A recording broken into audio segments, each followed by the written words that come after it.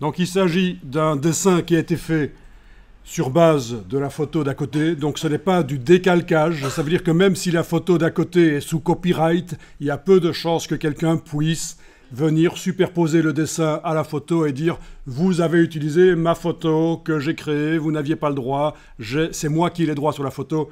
Alors si vous pensez que c'est la science-fiction, que ça n'existe pas, sachez que dans les cours de justice, des juges pour le tribunal de commerce font ce genre de choses. Si un photographe pense que vous avez créé un dessin sur base de sa photo, il peut superposer votre dessin à la photo pour prouver que vous avez utilisé la photo. Même si vous avez déplacé des éléments, etc., ils ne sont pas stupides. Hein. Donc pour ceux qui pensaient que oui, je fais un dessin sur base d'une photo, peu importe qu'elle soit soumise à des droits ou pas, ben non, c'est pas comme ça que ça marche. Les droits, c'est même pour des dessins. Voilà. Il y en a qui s'y sont fait prendre pour d'autres cas de figure. Vous faites une affiche pour un événement qui se passe à Bruxelles. Il paraît qu'il faut dire Bruxelles. J'ai habité plusieurs années à Bruxelles, mais je ne savais pas que ça s'appelait Bruxelles. Là, je désamorce déjà les problèmes. Donc, vous faites un événement à Bruxelles.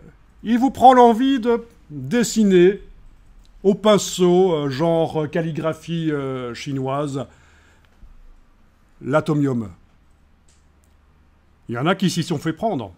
C'est soumis à des droits d'image. Il y a une ASBL qui gère. Vous devez avoir son accord pour utiliser l'image de l'atomium, y compris des dessins de l'atomium. Donc il y a une société de transport en commun bruxelloise qui a dû retirer toutes ces communications de l'arrière de ces bus parce qu'ils avaient dessiné l'atomium.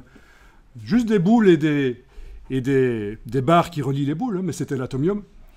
Ils n'avaient pas demandé l'autorisation. Ils s'étaient dit, tiens, c'est un dessin, il n'y a pas de copyright, ben si.